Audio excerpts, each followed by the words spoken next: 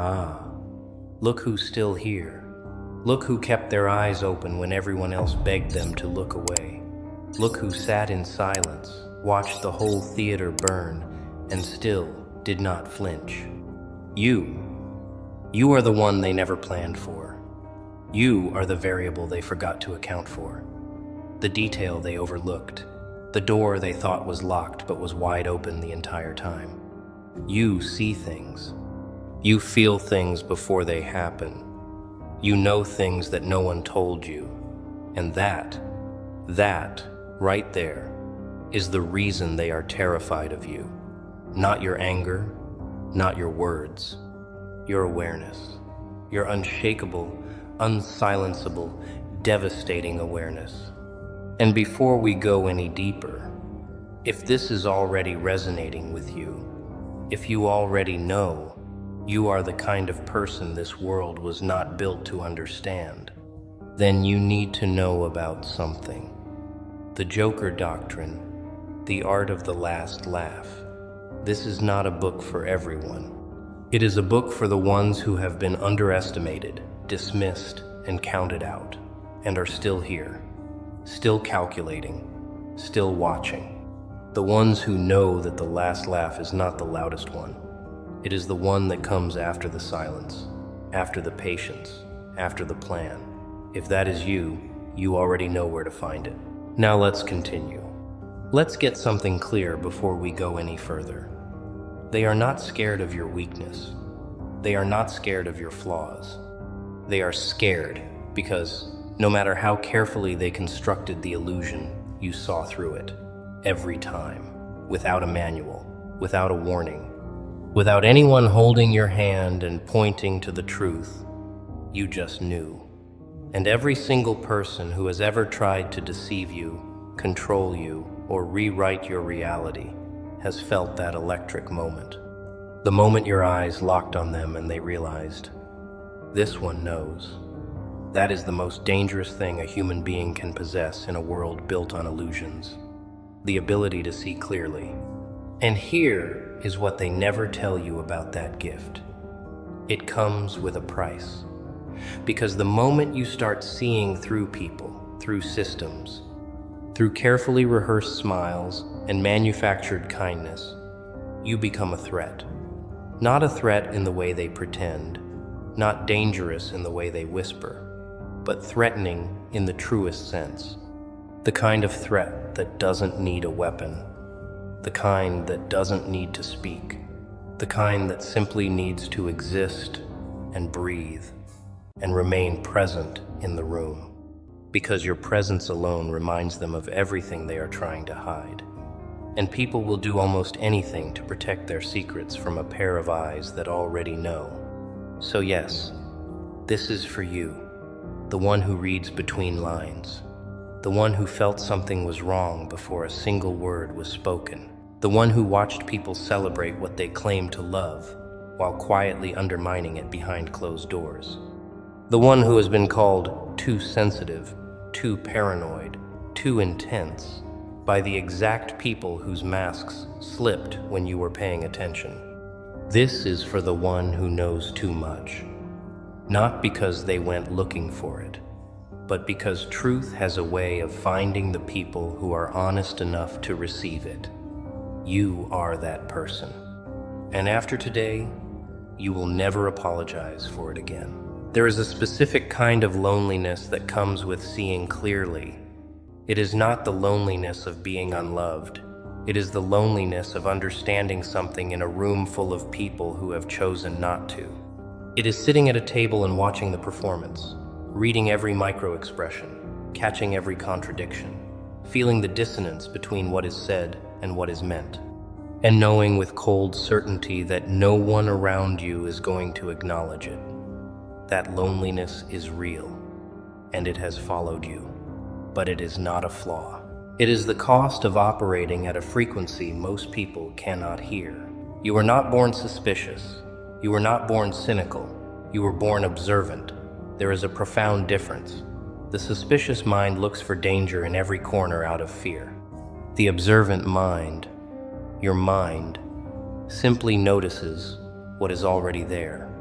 the patterns, the repetitions, the way people's stories shift depending on who is listening, the way certain eyes go flat when they smile, the way the most controlling people always frame their control as care, the way the most dishonest people always speak loudest about honesty. You did not invent these contradictions. You simply refused to ignore them. And that refusal has cost you relationships, opportunities, comfort, and peace. But it has never cost you your integrity. And that is the trade they cannot understand. Think about how many times you have been in a situation and felt it before you could explain it. A job interview where something felt scripted. A friendship where the warmth only appeared when something was needed. A promise made with the exact energy of a person who had already decided not to keep it. You could not always articulate why. You could not always build a logical case, but you felt it. Deep, precise, undeniable. And almost every single time, you were right. Not because you are pessimistic, not because you look for problems, but because your nervous system has been calibrated by experience into an instrument of extraordinary precision. You are not paranoid. You are pattern literate. And in a world that profits from confusion, that is a superpower they desperately need you to abandon. So they tried to dismantle it, didn't they? Not always loudly, not always consciously, but the pressure has been there your entire life. You think too much. Not everything is a conspiracy. Why can't you just trust people? You're reading into things that aren't there. Each of those statements was not advice. Each was a quiet attempt to make you doubt the most reliable instrument you possess, your own perception. And for a while, maybe it worked. Maybe you swallowed your instincts. Maybe you chose the comfortable lie over the uncomfortable truth. But here you are, still watching, still knowing, still refusing to pretend you don't see what you see. That is not a problem. That is survival at the highest possible level. Because here is what they forget when they tell you to stop overthinking. The people who told you that were almost always the people you were correctly thinking about. The ones who called your perception dangerous were the ones whose behavior could not survive your perception. The ones who labeled your awareness as a mental health issue were the ones most threatened by what your awareness had already uncovered. Your gift did not make you difficult. Their fear of your gift made you difficult to manipulate. And that is an entirely different thing, one they will never admit, and one you should never again forget. Let's talk about what actually happens in the mind of someone who realizes you see through them. Because it is not embarrassment, it is not shame, it is not a quiet moment of self-reflection. It is panic. A very specific, primitive, cold panic. The kind that bypasses logic and goes straight to survival mode. Because the moment they register that you know, their entire internal architecture shifts. Every false story they have built about themselves suddenly feels unstable. Every illusion they have maintained suddenly requires active defense. And the energy required to manage that around you is exhausting for them. That is why they cannot relax near you. That is why conversations with you feel like interrogations to them, even when you haven't asked a single question. Your presence alone is the interrogation.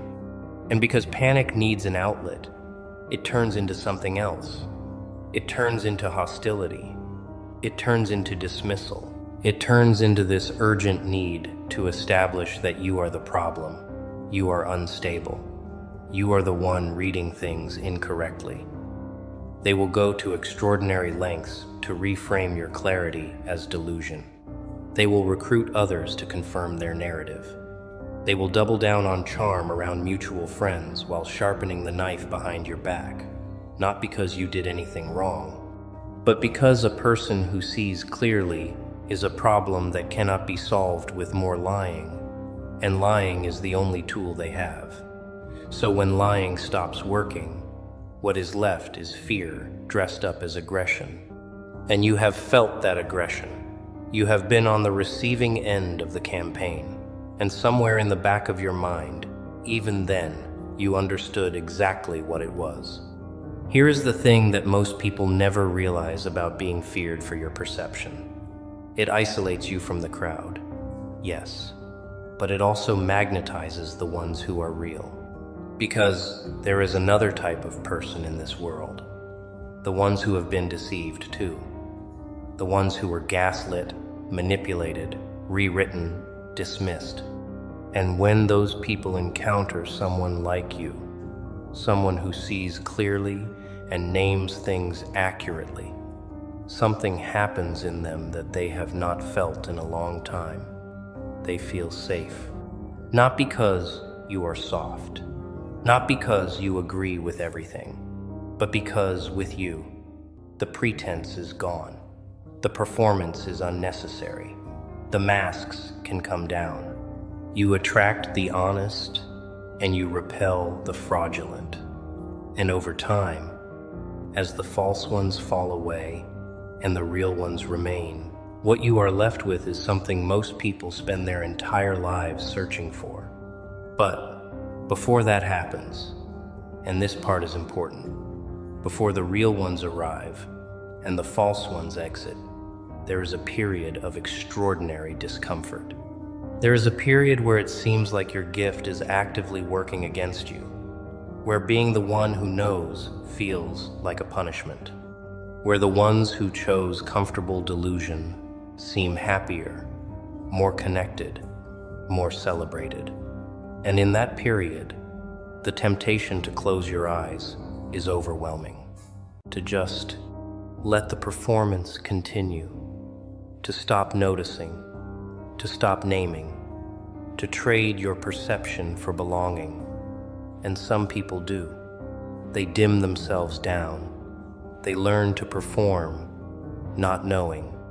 They buy peace at the cost of themselves. But you didn't. You are still here with both eyes open. And that takes a specific kind of courage that the world refuses to name correctly. They will not call it courage. They will call it stubbornness.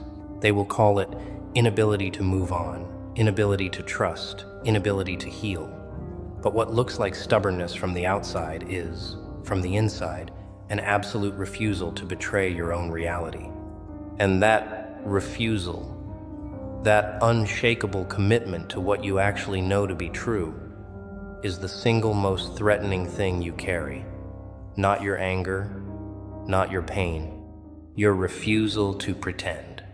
Because in a world full of performances, the person who refuses to perform is the most dangerous presence in every room they enter, and they know it.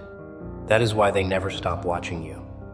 That is why they never stop trying to rewrite you. Because as long as you exist, seeing clearly, their version of reality is always 1 second from collapse. Let's be honest for a moment. Because this script is not just about power and victory in the throne room. It is also about the weight, the real, physical, exhausting, spirit-testing weight of carrying knowledge that no one around you wants to acknowledge. You know what it is like to sit with information and have nowhere to put it. To know that someone is lying and watch everyone else receive that lie as gospel.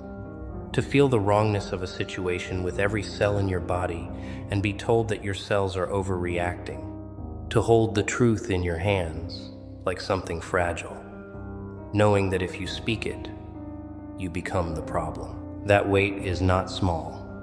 That weight has bent people far stronger than either of us. And the fact that you are still upright, still functional, still carrying it without collapsing, says something about your architecture that words cannot fully honor. Because here is what knowing costs on the quiet days. It costs you peace of mind, not in the way anxiety costs peace, in the way that total clarity costs peace. Because you cannot unknow something. Once your perception has landed on a truth, it does not release you. It lives in you. You replay conversations. You track inconsistencies. You notice when someone's energy shifts around specific topics. You log, without meaning to, every discrepancy between what is said in public and what you witnessed in private. And all of that is happening inside you, quietly, constantly, while the world expects you to show up normal, functional, even cheerful. The toll is invisible. The labor is unrecognized. And for a long time, you probably carried it alone, because the only people who would understand were the ones you couldn't trust to understand. There is also the grief, and this part is rarely spoken about. The grief of knowing, of seeing someone you loved clearly for the first time and understanding, without ambiguity, that they are not what you believed. Of watching a version of a person dissolve and being unable to mourn it publicly, because mourning requires people to believe what you saw. Of losing not just the relationship, but the entire story you told yourself about it. Of grieving someone who is still alive, still present, still performing warmth in the presence of others, while you carry the silence of knowing what that warmth actually is. That grief does not have a name, but you know its texture. You have sat with it in the dark, and you came through it still carrying the one thing that caused it, your refusal to lie to yourself. And then there is the loneliness of being right about things you wish you had been wrong about. Every person who sees clearly has a specific graveyard inside them, a graveyard full of moments where they knew and still hoped they were wrong, where they felt the warning and chose to stay anyway, where they read the situation accurately and talk themselves out of it one more time for the sake of peace or love or loyalty. And then it happened, exactly as they knew it would. And they had to live in that aftermath, holding both the grief and the self-knowledge that they saw it coming. That is not a small thing to carry. That is one of the heaviest combinations a human being can hold. Grief and foresight in the same chest, with no permission to speak either.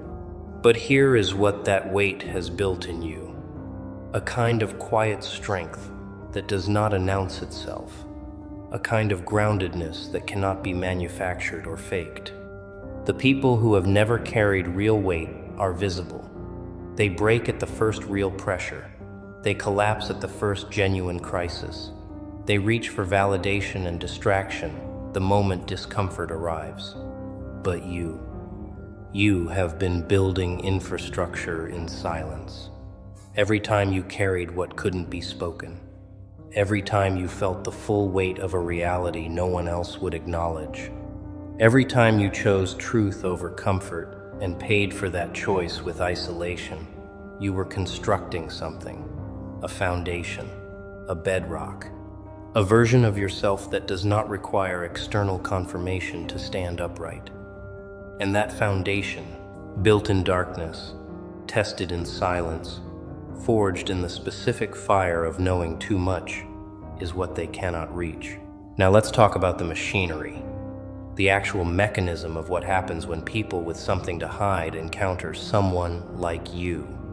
Because it is not random, and it is not personal, it is structural. It is the predictable, almost mechanical response of a system that depends on a certain level of unconsciousness in its participants. Think about every environment you have ever entered that felt fundamentally wrong. The workplace where morale was publicly celebrated and privately destroyed. The social circle where everyone performed closeness while quietly keeping score. The relationship where love was the word used and control was the behavior delivered. In each of those environments, there was an unwritten rule, a rule that said, do not look too closely. And you, by simply being who you are, broke that rule, repeatedly, without even trying. And when that rule is broken, the system responds, not with honesty. Systems built on concealment do not respond to exposure with honesty.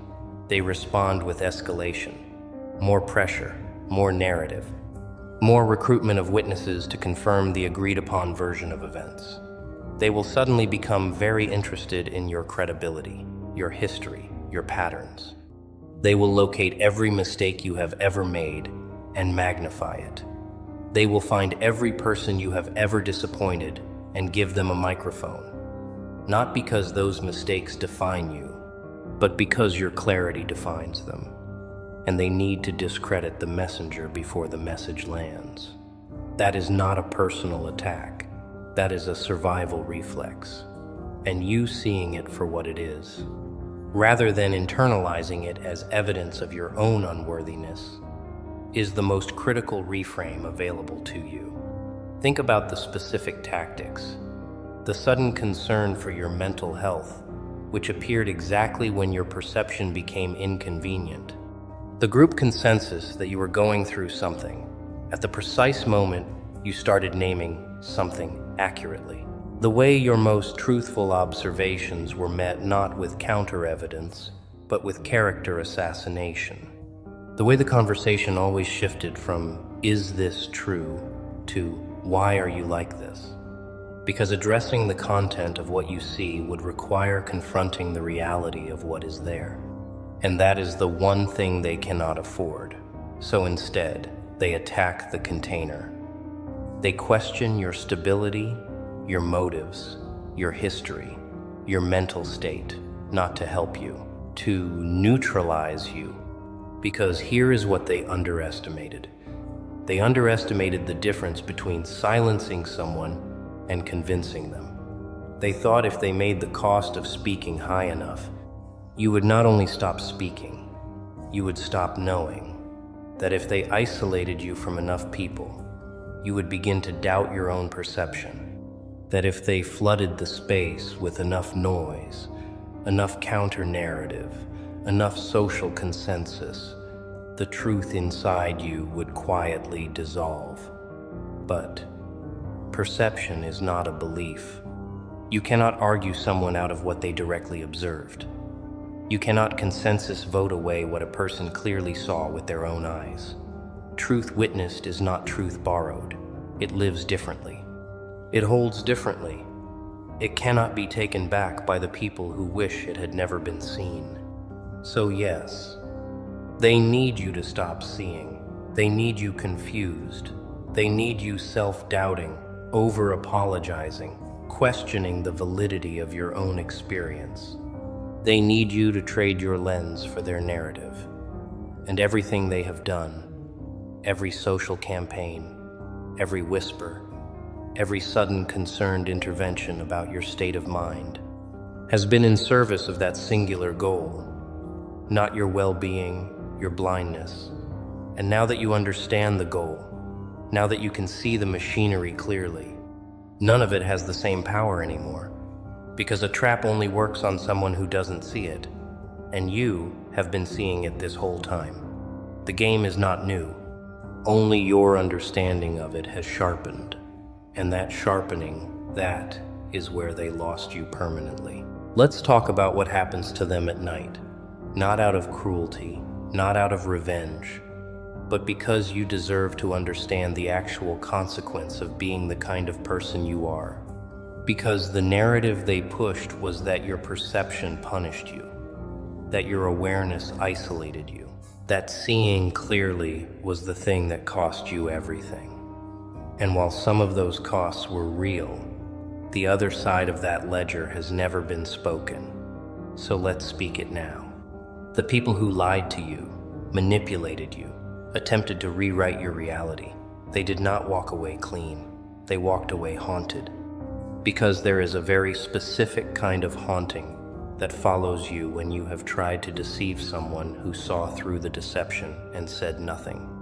You became a presence in their life that they cannot account for, because they expected you to explode. They expected you to retaliate. They expected you to go loud with what you knew, to drag it into the public arena, to give them the reaction that would have confirmed their version of events, which required you to be the villain. And you didn't. You absorbed it. You processed it in private. You made your decisions quietly and moved in a direction they couldn't predict. And that non-reaction, that silence that carried weight instead of noise, broke something in them because they had no defense for it.